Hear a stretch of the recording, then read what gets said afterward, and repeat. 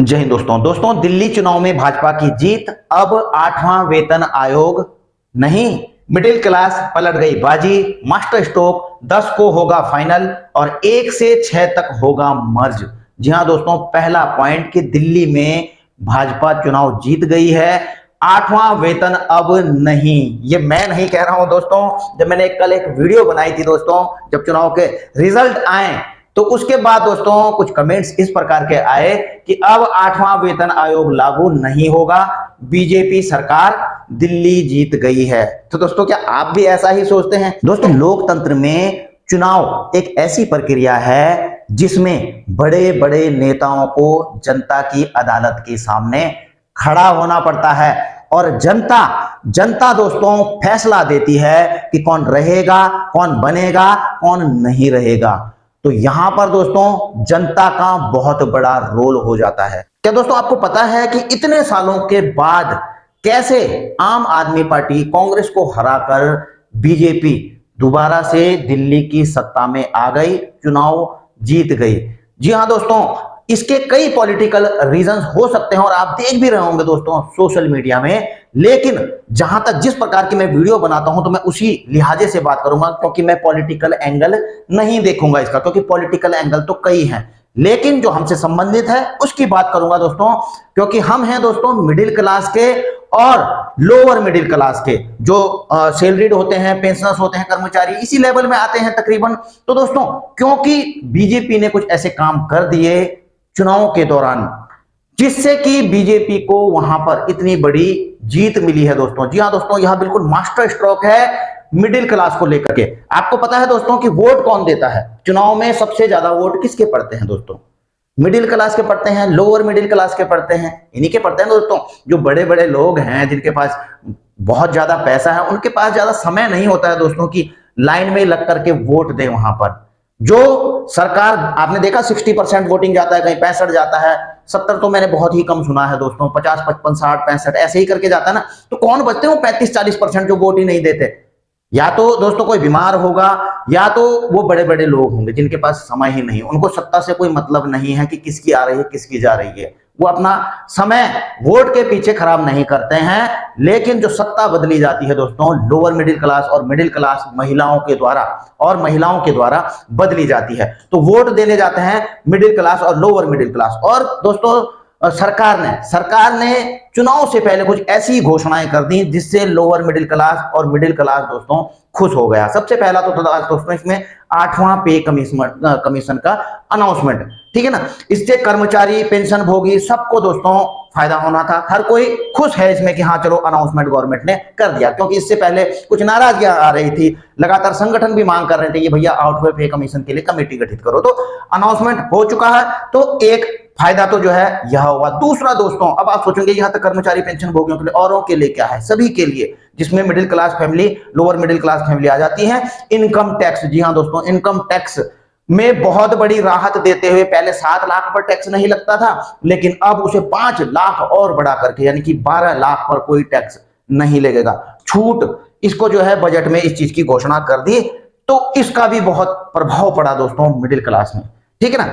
अगला दोस्तों, अभी आप रेपो रेट है, रेपो रेट भी कम कर दिया है, चीजें सस्ती होंगी, लोन सस्ते होंगे, कई चीजें। हालांकि ये तो मेरे ख्याल से बजट के बाद, ये इसके चुनाव के बाद किया था, देख लेना तारीख, लेकिन है मिडिल क्लास के लिए बहुत बढ़िया है। अगला कुछ महिला पेंशन की भी घोषणाएं की थी दोस्तों इसमें। तो हालांकि दोस्तों इसमें आपको मैं बताऊं कि फ्री बीज वगैरह भी बहुत चलता था ना, कि यार ये फ्री दे देंगे, वो दे देंगे। मेरे हिसाब से तो दोस्तों जो मेरा सोचना है ना, ये फ्री वाला मामला ना, जो है कि फ्री बिजली, फ्री पानी, फ्री ये सब चीजें बंद ही हो जानी चाहिए। इसके ऊपर कानून बनना चाहिए कि कोई भी राजनीतिक पार्टी फ्री में कुछ ना दे। फ्री में दोस्तों आदत ही खराब होती है किसी की, वो काम नहीं करते हैं फिर। इसलिए फ्री वाला मामला, फ्री केवल उनको दिया जाना चाहिए जो मजबूर हैं, जो है कमा नहीं सकते हैं, उनको तो जरूर जो है इन चीजों में राहत दी जानी चाहिए। लेकिन दोस्तों हर किसी को, कि आपने उनको फ्री दे दिया और उन्होंने काम ही करना छोड़ दिया। और ये फ्री में जो बिजली पानी दिया जा रहा है दोस्तों, इससे ये पैसा जा कहां रहा से? हम लोग जो टैक्स पे कर रहे हैं वो सारा का सारा वहां जा रहा है, वो काम करने को तैयार नहीं है फिर, है ना, क्योंकि फ्री में मिल रहा है। तो दोस्तों मेरे हिसाब, बाकी आप क्या सोचते हैं आप इस चीज को लिख सकते हैं। बाकी दोस्तों ये जो कमेंट है मैं आपको बताऊं, ये पर्सनल है, किसी का पर्सनल क्योंकि पर्सनल कभी कभी आ जाते हैं कमेंट दोस्तों कि कोई किसी पार्टी से संबंध रखता हो, कोई केवल डायरेक्ट सरकार से नहीं रखते कि सरकार ये कर रही है वो कर रही है, कोई कोई रखते हैं कि मैं बीजेपी वाला हूँ बीजेपी ही वाला हूँ, कोई कहते हैं कि मैं कांग्रेस वाला हूँ तो कांग्रेस ही वाला हूँ। अगर मैं कांग्रेस वाला हूँ, बीजेपी अच्छा भी कर रही है फिर भी नहीं अच्छा कहूंगा। अगर मैं कांग्रेस वाला और बीजेपी वाला हूँ, कांग्रेस भी अच्छा कर रही है तो भैया फिर भी उनके लिए गलत कहना है, मतलब कहना ही कहना है, दिमाग में वो चीज है। अब इनका कहना है कि बीजेपी दिल्ली में जीत गई तो अब जो है 8वां वेतन आयोग ही नहीं आया, तो इस चीज का कोई मतलब ही नहीं होता दोस्तों बोलने का, इससे कोई मतलब नहीं है, ठीक है ना। हाँ वो बात अलग है कि अनाउंसमेंट 8वें पे कमीशन का जो है दिल्ली के चुनाव के आसपास किया गया, ये बिल्कुल स्ट्रेटेजी हो सकती है दोस्तों चुनाव जीतने के लिए, लेकिन और होनी भी चाहिए दोस्तों। जो सभी पार्टियां या सरकार करती हैं ऐसे टाइम पे अनाउंसमेंट करती हैं, आपने देखा ही है। तो यहां पर कर भी दिया तो कोई बात नहीं, अगर फर्क पड़ रहा है इससे लोगों पर तो पड़ रहा है, लेकिन अगर अनाउंसमेंट किया है तो उसका इंप्लीमेंटेशन भी होगा ही होगा दोस्तों। और अगला एक और आया था दोस्तों, एक दो comment, no money for 8th pay commission in this budget, do you know 8वां pay commission is going to be delayed, कि 8वां पे कमीशन डिले हो जाएगा क्योंकि इस बजट में 8वें पे कमीशन के लिए कोई बजट एलोकेट नहीं किया गया है। देखिए दोस्तों 8वां पे कमीशन लागू होना है आपको 1 जनवरी 2026 से। अब जो ये बजट था यह था 2025-26 के लिए, यानी कि 31 मार्च 2026 तक के लिए। 1 जनवरी 2026 से 8वां पे कमीशन लागू होगा। अभी इसको कुछ बजट की जरूरत है, जब किसी समिति ने ही अभी तक कोई रिपोर्ट नहीं दी है अपनी, उसके बाद नहीं बताया कि भाई इतना तक का खर्चा आएगा, तो पहले ही पैसे यहां पर के लिए बजट क्यों कर देने हैं दोस्तों। क्या आपको लगता है कि 1 जनवरी 2026 से लागू है तो आपको 1 जनवरी से तुरंत मिल जाएगा यह, फिर पैसा कहां से आएगा? अरे भैया ऐसी बातें क्यों करते हैं। पे कमीशन कोई भी हो आप पीछे उठा करके देख लीजिए, एक एक डेढ़ साल बाद तकरीबन वो इंप्लीमेंट हुआ है, पैसा तब लगा है। तो अभी से अगर यह बुलेट ट्रेन की स्पीड से भी चलती है ना सरकार कि भैया हम तो बिल्कुल धड़ फैड़ सब कुछ कर देंगे, फिर भी 1 जनवरी से तुरंत आपका नहीं होने वाला दोस्तों।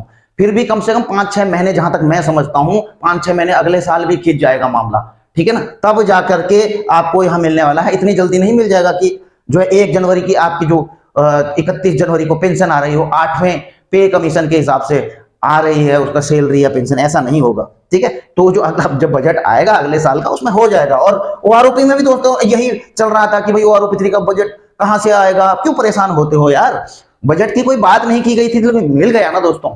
हमने कहा था आपको सितंबर तक मिलना चाहिए तो मिल भी गया था, उसमें कोई बजट की बात तो थी ही नहीं, ठीक है ना। और अगला दोस्तों 8वें पे कमीशन का जो मैं यह कहता हूं, जो 8वें पे कमीशन की अपडेट है वो यह है दोस्तों। सबसे पहले तो 8वें पे कमीशन के लिए सुझाव मांगे गए हैं दोस्तों, कई संगठनों से सुझाव मांगे गए हैं, इवन की जो सेंट्रल आर्म्ड फोर्सेज के संगठन हैं उनसे भी मांगा गया है, डिपार्टमेंट से भी, और ये जो संगठन है अन्य संगठन इनसे भी मांगे गए हैं दोस्तों, जेसीएम हुआ, ठीक है। अब ये देखिए, अब इसके ऊपर मैं आपको यह बताऊं दोस्तों, जब यह मांगे गए सुझाव तो इन्होंने भी अपनी खुद एक मीटिंग की है, ठीक है ना, जेसीएम नेशनल काउंसिल स्टाफ।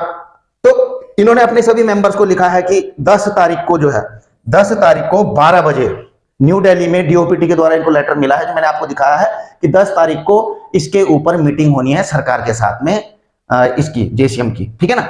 तो ये मिलेंगे वहां पर दोस्तों, जो भी होगा इन्होंने क्या मुद्दे उठाए हैं जो भी हैं, इनके जो टर्म ऑफ रेफरेंस हैं दोस्तों, स्ट्रक्चर ऑफ पे, allowances and other benefit, facilities, retirement benefit like pension, gratuity and other terminal benefit, और ये सारे डिपार्टमेंटों के लिए तकरीबन आप यहां पर देख रहे हैं, चाहे रेलवे हो, सेंट्रल गवर्नमेंट के, आर्म्ड फोर्सेज, यूनियन, जो भी है इसमें एम्प्लॉयज, ठीक है। तो ये है सर्विंग और पेंशनर्स के लिए दोस्तों। इसमें एक दो चीजें और आपको देखने को मिलेंगी दोस्तों कि इसमें किन किन चीजों का ध्यान रखा जाएगा, क्या नहीं रखा जाएगा, इनके ऊपर जो है चर्चा होनी है। और एक और है दोस्तों, डी में आप देख रहे हो कि 8वां pay commission should consider the merger of non viable pay scale such as pay level 1 with 2, 3, 4, 5 and 6। इसमें कुछ बात ऐसी चल रही है कि 8वें पे कमीशन में जो पे लेवल है 1, 2, 3, 4, 5, 6 को मर्ज कर दिया जाए। अब ये तो जब विस्तृत रूप से आएगा दोस्तों तभी हमको पता लग पाएगा कि ये मर्ज होने की बात चल क्या रही है, ठीक है ना। अब जब भी होगा, अभी कल मीटिंग होगी दोस्तों 10 तारीख को, उसके बाद कुछ चीजें सामने आएंगी। बाकी दोस्तों कुछ इनकम टैक्स से संबंधित एक दो चीजें मैं और आपको बता देना चाहता हूँ, क्योंकि आपको केवल ज्यादातर को यही पता है कि 12 लाख तक हो गया जो सैलरी पेंशन है, 12 लाख 75,000 तक छूट हो गई, लेकिन कुछ और चीजें भी हुई हैं दोस्तों। देखिए क्या चीज हुई है, रेंट से होने वाली इनकम पर टीडीएस छूट दोगुनी। जी हाँ दोस्तों, पहले जो रेंट से इनकम होती थी तो उस पर टीडीएस लग जाता था दोस्तों, अगर रेंट से इनकम हुई है 2.4 लाख तो उस पर टीडीएस लग जाता था, लेकिन अब 6 लाख तक की भी अगर इनकम हुई है तो उसमें टीडीएस नहीं काटा जाएगा। दूसरा, जो सीनियर सिटीजन है दोस्तों 60 साल से ऊपर, उनकी ब्याज से आय पर भी 2 गुनी छूट है। जी हाँ, अगर सीनियर सिटीजन है, उनका डिपॉजिट है बैंक में, कहीं पर डिपॉजिट है, उन पर जो ब्याज आता है दोस्तों, या पोस्ट ऑफिस में है ब्याज आता है, तो 50,000 से ऊपर अगर उनका ब्याज आ जाता था तो उसमें टीडीएस लगता था। लेकिन अब इसको दुगना कर दिया गया, यानी कि 1 लाख रुपए तक अगर ब्याज आ रहा है ना दोस्तों वरिष्ठ नागरिकों का, तो उस पर टैक्स या टीडीएस नहीं कटेगा डायरेक्ट, ठीक है। और पिछले 4 साल के रिटर्न फाइल कर सकेंगे। पहले इनकम टैक्स रिटर्न फाइल करने की सीमा 2 साल थी, पिछले वाले भाई कहीं गलती हो गई नहीं कर पाए, जो भी है तो 2 साल की थी, लेकिन अब इसको 4 साल कर दिया गया है। तो एक चीज तो ये हुई टैक्स से संबंधित। 2 घर पर मिलेगा सेल्फ ऑक्युपाइड हाउस का फायदा।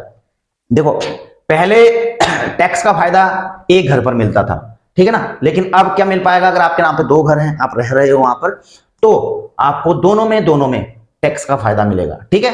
अगले हफ्ते आएगा नया इनकम टैक्स बिल। ये तो चलो ठीक है दोस्तों, नया इनकम टैक्स बिल आएगा, आपकी कम जो आसान हो जाएगा प्रक्रिया, वो आपको मिल जाएगा। पैन नंबर न होने पर ज्यादा टैक्स लगेगा। देखो, अगर आपने पैन नंबर मेंशन नहीं किया है बैंक में, पोस्ट ऑफिस में, और आपका दोस्तों जैसे ये आता है ब्याज वगैरह आता है, तो आपको यह पता होना चाहिए दोस्तों, या फिर आपने अपनी पेंशन डिस्बर्सिंग एजेंसी में भी उसको नहीं लगाया हुआ है, तो अगर आप टैक्स के दायरे में आ रहे हैं ना दोस्तों, या इस टीडीएस के दायरे में आ रहे हैं, तो 10% की जगह 20% टीडीएस आपसे काटा जाता है। इसलिए ध्यान रखना दोस्तों, अपना पैन जरूर बना लेना।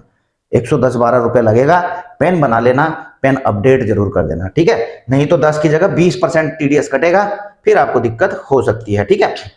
अच्छा, पढ़ाई के लिए भी 10 लाख रुपए तक विदेश भेजने पर टैक्स नहीं, ठीक है। अगर विदेश भेजते हैं, पहले 7 लाख तक नहीं होता था, अब 10 लाख हो गया, ठीक है। एनएसएस से पुराने जो नेशनल सेविंग स्कीम खाते हैं जिन पर कोई ब्याज नहीं दिया जा रहा है, अच्छा ऐलान किया, जो 29 अगस्त से पैसा निकालेंगे उन्हें निकासी पर भी कोई टैक्स नहीं देना पड़ेगा। चलो अच्छी बात है दोस्तों।